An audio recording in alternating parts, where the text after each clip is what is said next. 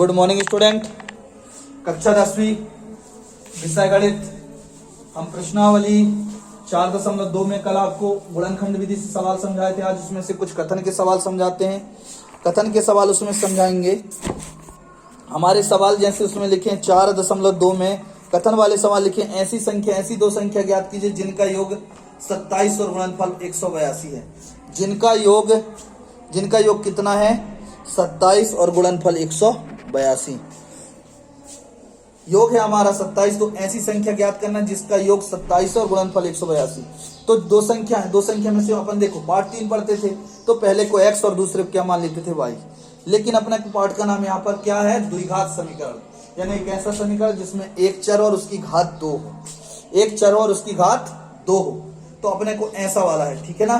तो हमको क्या दिया है? एक ऐसी दो संख्या ज्ञात की जिनका योग 27। तो अपन एक मान लेते हैं, हम मान लेते हैं दूसरा नंबर सवाल ही माना कौन सा नंबर का सवाल है? ये सवाल है नंबर तीसरा है। तो हमने लिखा माना पहली संख्या बराबर x। हमने लिखा माना पहली संख्या बराबर क्या? x मान लिया, ठीक है। इसके बाद दूसरी मानते हैं। दूसरी संख्या कैसे मानेंगे देखते हैं। हमको बोला दो संख्याओं का योग 70 है। पहली संख्या धन दूसरी संख्या बराबर 27। हमको बोला दो संख्याओं का योग कितना है? 27। पहली संख्या धन दूसरी संख्या बराबर 27। पहली को हमने क्या मान लिया बेटा? x मान लिया। अब हमको ये x का पक्षांतर मान ज्ञात कर, दक्षिण को मान क्या है? दूसरी संख्या का मान ज्ञात करना। तो हमने लिखा दूसरी संख्या बराबर 27। इस x का पक्षांतर किया तो प्लस का चिन्ह, प्लस का पक्षांतर माइनस x। इस तरीके से दूसरी संख्या को हमने क्या मान लिया? 27 माइनस x। देखकर बताएंगे समझ में आया बेटा? क्लियर है? आगे चलते हैं। अब यहां लिख देंगे प्रश्नानुसार। यहां लिख देंगे क्या? प्रश्नानुसार। ठीक, ये आपको समझ में आया नहीं आया? पुनः मेरी बात चलिए हम चलते हैं पार्ट 3 में। पार्ट 3 हमारा क्या था? दो चर वाला रैखिक समीकरण।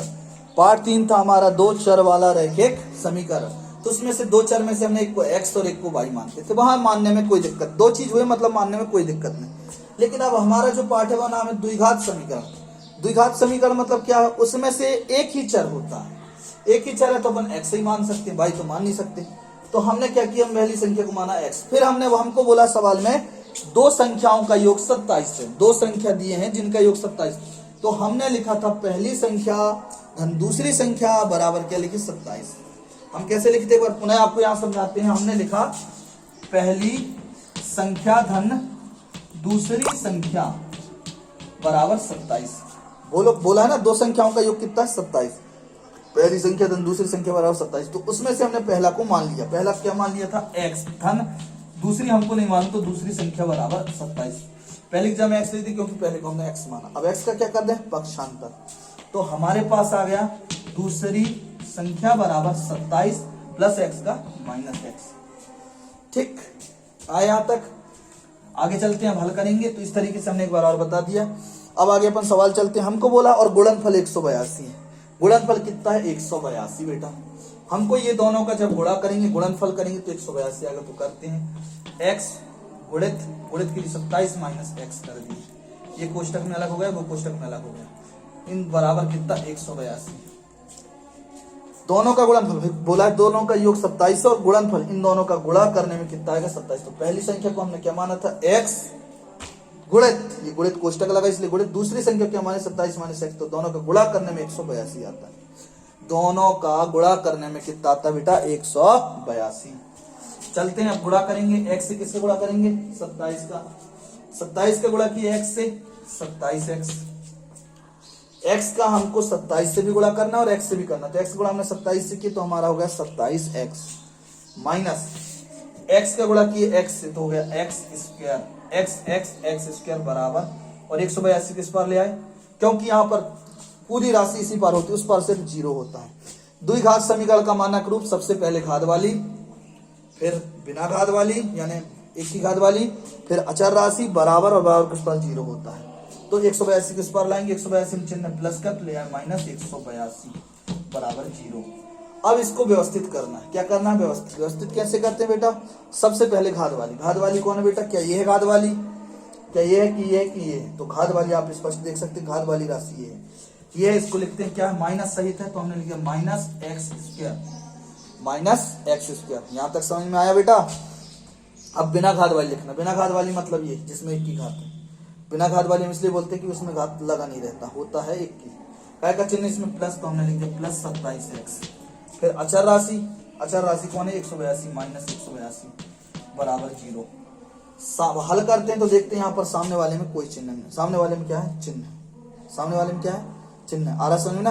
तो इसमें चिन्ह नहीं होना चाहिए, इसमें मतलब धन का चिन्ह तो चल जाता है, लेकिन यहाँ पर ऋण का चिन्ह हो तो वो थोड़ा सा गलत होता है। तो ये ऋण होने का सबका चिन्ह बदल देते हैं। यदि यहाँ कहीं कभी भी ऋण दिया हो तो सबका चिन्ह बदल देते हैं। सबका चिन्ह बदलेंगे तो यहाँ का ऋण है तो ये हो गया धन, ये धन है तो हो गया ऋण, और ये ऋण है तो हो गया धन। 182 बराबर 0। देख कर बताएंगे यहां तक समझ में आया, क्लियर है बेटा। ये आपका क्या होगा, यदि सामने वाले में ऋण हो तो हमेशा इसको इस तरीके से हल करना है।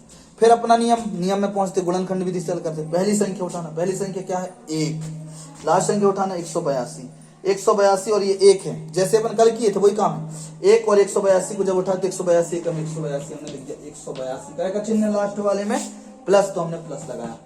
अब हमको ऐसी दो संख्या सोचना है जिसका गुणा करने में 182 और यहाँ का चिन्ह प्लस, यानी जोड़ने में क्या करने में, जोड़ने में कितना आना चाहिए, बीच में क्या है 27। पुनः सुनिए, हमको ऐसी दो संख्या सोचना है जिसका गुणा करने में 182 और जोड़ने में कितना जाए 27। तो जब 14 और 13 का गुणा करते हैं तो 14 13 होता है 27, 14 13 को जोड़ते हैं तो 27 होता है, और 14 13 गुणा करते तो 182, 14 13 में 182। तो हमारे पास जाता है एक्स स्क्वायर, फर्स्ट वाला 182 और लास्ट वाला ज्यों का त्यों, फर्स्ट और लास्ट को ज्यों का त्यों लिख देते हैं। अब जो दो संख्या सोचे उसमें से बड़ा क्या है 14, तो साथ में क्या x, बीच में जो रहता है x, और दूसरा क्या 13x।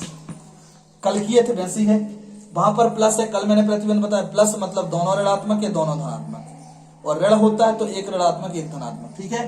तो आज की यहाँ प्लस है, प्लस मतलब दोनों ऋणात्मक दोनों धनात्मक, किसके आधार पर, बीच वाले के चिन्ह के आधार पर। बीच में क्या का चिन्ह माइनस, तो दोनों माइनस। अब इनको क्या के अंदर रखेंगे, कोष्टक के अंदर। कोष्टक X square minus 14x minus कोष्टक 13x प्लस का यहाँ माइनस 182 बराबर 0, ठीक, बराबर 0। आगे चलते हैं, अब यहाँ से उभयनिष्ठ निकालेंगे। यहां से क्या निकला, x बच गया x ऋण 14, ऋण यहाँ क्या निकला 13, बच गया x ऋण 182 बराबर 0, ठीक। 182 सॉरी यहाँ से जब 13 का भाग देंगे, 13 यहां से निकला तो 13 यहां से भी देंगे, 13 का भाग देंगे, 13 एकम 13 बचा 5 हो गया 52, 13 चुकी 52, क्लियर है। अब देखिए कोष्टक के अंदर की संख्या हमारा सेम है, तो सेम है तो उसको हम लिखते हैं x ऋण 14, x ऋण 14। जो कोष्टक के अंदर सेम संख्या उसको कहते हैं सार्वभौमिक, और कोष्टक के बाहर x ऋण 13 इसको कहते हैं उभयनिष्ठ बराबर 0।